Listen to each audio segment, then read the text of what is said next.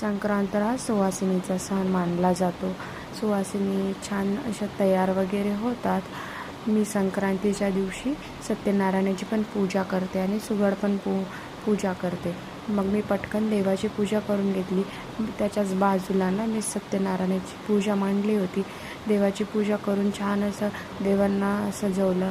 फुलं वगैरे वाहिलं तर खूप जास्त प्रसन्न वाटत होतं. आणि इकडे सत्यनारायणाची पूर्ण पूजा करून घेतली होती मी.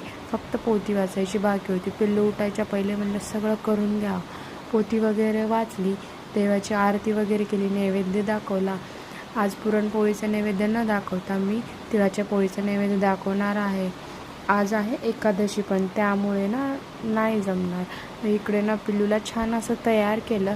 तिला लाडू दिले. तिळगुळ घ्या, गोड गोड बोला म्हणायला. तिने तर एका हातात एक आणि दुसऱ्या हातात दुसरा लाडू घेऊन मस्त खायला चालू केले. इतकी छान पोच देत होती ना, बापरे.